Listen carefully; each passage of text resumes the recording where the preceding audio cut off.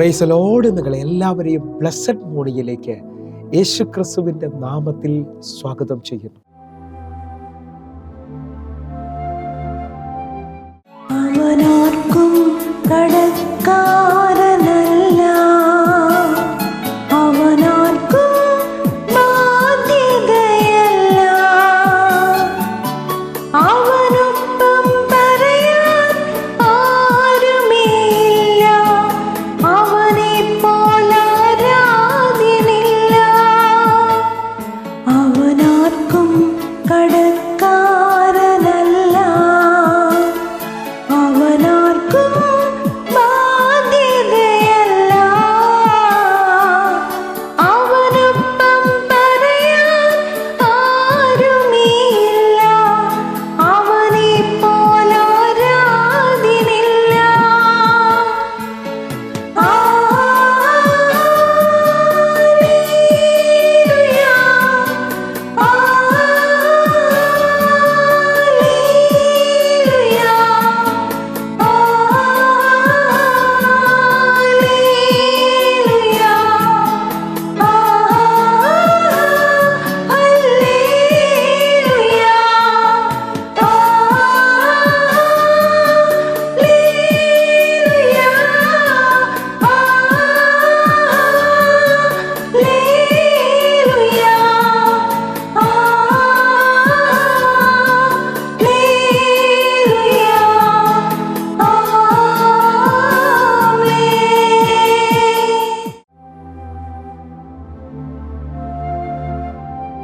പ്രിയരെ, അനുഗ്രഹിക്കപ്പെട്ട ഒരു പ്രഭാതം കൂടെ നമ്മുടെ ജീവിതത്തിൽ അനുവദിച്ചു തന്ന വലിയവനായ ദൈവത്തെ നമുക്ക് ഒരുമിച്ച് ചേർന്ന് നന്ദി പറയാം. എത്ര പേർ പറയും, ഞാൻ നിന്നതല്ല, എൻ്റെ ദൈവം എന്നെ നിർത്തിയതാണ്? ഒന്നുകൂടെ പറഞ്ഞു കഴിഞ്ഞാൽ 2025 മെയ് മാസം 20-ാം തീയതി വരെയും എൻ്റെയും എൻ്റെ കുടുംബത്തെയും കണ്ണിലെ കൃഷ്ണമണി പോലെ സൂക്ഷിക്കുകയും വിടുവിക്കുകയും ചെയ്ത വലിയവനായ ദൈവത്തിന് നന്ദി പറഞ്ഞുകൊണ്ട് ഈ പ്രഭാത ചിന്തയിലേക്ക് നമുക്ക് ഒരുമിച്ച് അടുത്തു വരാം. നിങ്ങളുടെ അസാധ്യതകളുടെ നടുവിൽ നിങ്ങൾ ഈ 3 വചനങ്ങൾ ഓർക്കുക. പ്രിയരെ, പ്രാരംഭവാക്യത്തിലേക്ക് വിശുദ്ധ ലൂക്കോസ് എഴുതിയ സുവിശേഷം 1-ാം അധ്യായം അതിൻ്റെ 49-ാമത്തെ വാക്യത്തിലേക്ക്, ശക്തനായവൻ എനിക്ക് വലിയവ ചെയ്തിരിക്കുന്നു, അവൻ്റെ നാമം പരിശുദ്ധം തന്നെ. പ്രിയരെ, ഈ പ്രഭാതത്തിൽ ദൈവം നമ്മോട് ഇടപെട്ട അനുഗ്രഹിക്കപ്പെട്ട വചനത്തിനായി നമുക്ക് ഒരുമിച്ച് ചേർന്ന ദൈവത്തിന് നന്ദി പറയാം. ഈ പ്രഭാതത്തിൽ എന്നോടും നിങ്ങളോടും ദൈവം ഇടപെട്ട വിഷയം ഇങ്ങനെയാണ്. ഞാനും നിങ്ങൾ നേരിടുന്ന അസാധ്യതകളുടെ നടുവിൽ മെയിനായി 3 വചനങ്ങൾ മറക്കാതെ ഓർക്കുക. 1-ാമത്തെ വചനമാണ് ഞാനും നിങ്ങളും വായിച്ചു കേട്ടത്. ശക്തനായവൻ എനിക്ക് വലിയവ ചെയ്തിരിക്കുന്നു.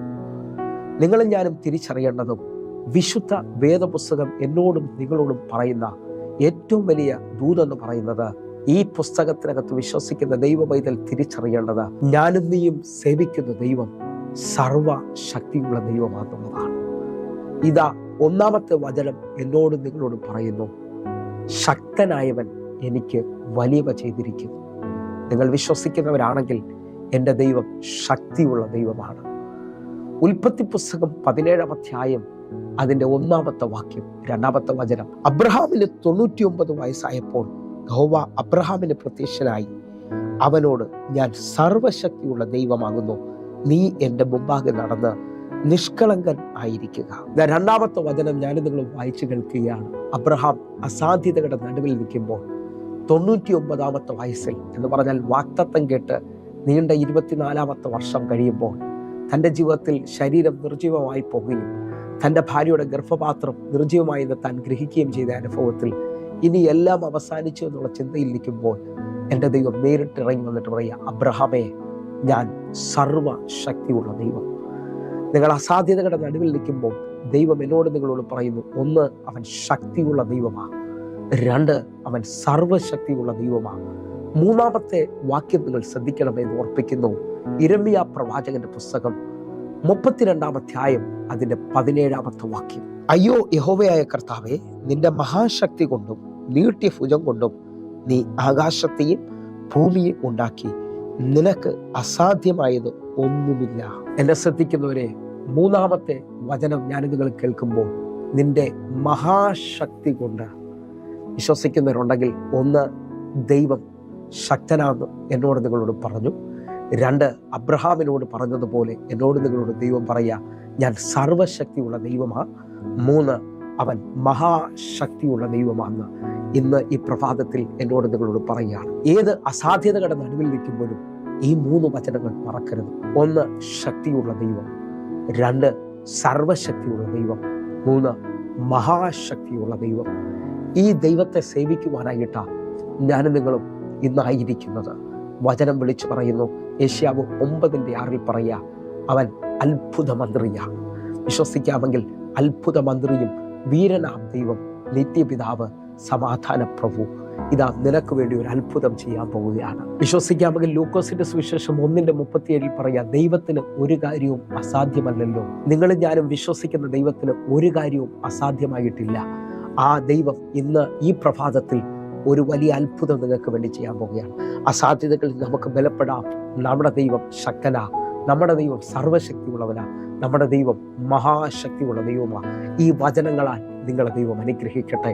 നമുക്കൊരുമിച്ച് കണ്ണുകൾ അടയ്ക്കാം. ഞങ്ങളെ സ്നേഹിക്കുന്ന ഞങ്ങളുടെ നല്ല ദൈവമേ, പൂർണ്ണ ഹൃദയത്തോടെ അസാധ്യതകളിൽ നിൽക്കുന്ന ഓരോ മക്കൾക്കും വേണ്ടിയും ഇന്ന് അങ്ങ് സർവശക്തിയുള്ള ദൈവമാണെന്ന് തെളിയിക്കണമേ അപ്പാ. ഇവരുടെ ജീവിതത്തിൽ ഒരു അത്ഭുതം അങ്ങ് ചെയ്യണമേ എന്ന് പ്രാർത്ഥിക്കുന്നു. ദൈവം അത് ചെയ്തതിനായി നന്ദി. ആമേൻ, ആമേൻ, ആമേൻ. പ്രിയരെ, പ്രഭാത സന്ദേശം നിങ്ങൾക്ക് അനുഗ്രഹമാകുന്നുവെങ്കിൽ നമ്മുടെ യൂട്യൂബ് ചാനൽ സബ്സ്ക്രൈബ് ചെയ്യും, ഫേസ്ബുക്കിലേക്ക് നിങ്ങൾ ജോയിൻ ചെയ്യുകയും ചെയ്യണമെന്ന് ഓർപ്പിക്കുന്നു. അതേപോലെ തന്നെ എല്ലാ ദിവസവും വൈകിട്ട് 6 മണിക്ക് നമുക്ക് സൂമിൽ ആരാധന നടക്കുകയാണ്. നിങ്ങളെയും ക്ഷണിക്കുന്നു. എങ്കിൽ അടുത്ത ദിവസം കാണും വരെയും സ്വർഗത്തിലെ ദൈവം നിങ്ങളെ കാക്കുമാറാകട്ടെ. God bless you. ആമേൻ.